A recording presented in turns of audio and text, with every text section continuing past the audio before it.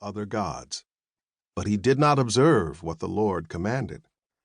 Therefore the Lord said to Solomon, "Since this has been your mind, and you have not kept my covenant and my statutes that I have commanded you, I will surely tear the kingdom from you and give it to your servant. Yet for the sake of your father David, I will not do it in your lifetime. I will tear it out of the hand of your son. I will not, however, tear away the entire kingdom. I will give one tribe to your son, for the sake of my servant David, and for the sake of Jerusalem, which I have chosen." Soon, what the Lord had said came to pass.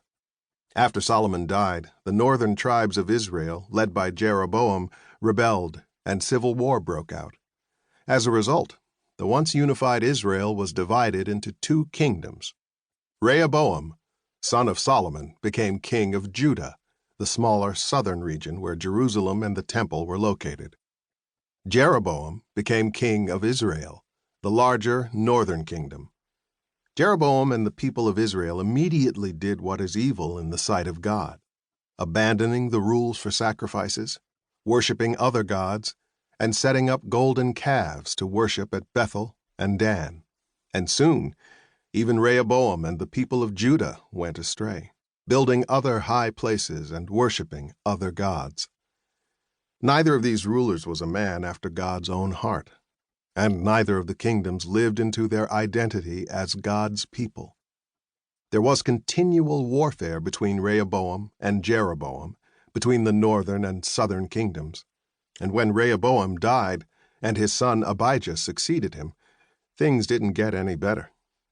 The kingdom remained divided, and the people continued to sin. The kings of Israel were particularly evil, scorning the ways of God and leading people further and further astray.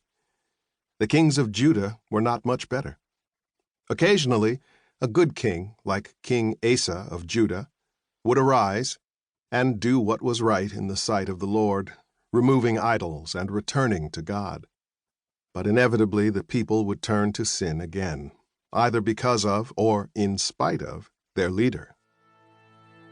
The people of Israel, who had clamored for an earthly king, were experiencing that reality.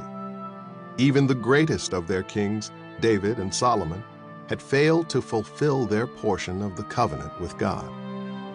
And now the kingdom of Israel had fallen into division and disarray, with the people turning against one another, as separated from each other as they were from God.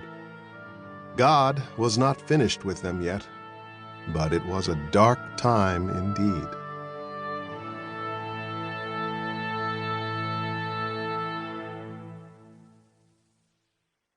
Scripture citations: 1 Kings chapters 3, 4, 7, and 11. 2 Chronicles chapters 3, 4, 5, and 7. Questions for the journey. 1. When God appears to Solomon at Gibeon, he says, "Ask what I should give you."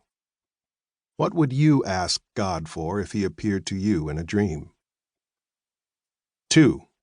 Solomon is renowned for his wisdom. Who are some of the wise people in your life? What words of wisdom have they spoken to you? 3. Solomon is responsible for building the temple, the sacred place of worship where God chooses to dwell among the people. What do you notice about the temple? How does it compare to the places where you have worshiped God? 4. The story says that the glory of the Lord filled the temple. Where are some of the places that you have seen the glory of the Lord? What was that like? 5. Thus far in the story, we have heard the stories of many different leaders: Abraham, Moses, Deborah, Saul, David, and Solomon.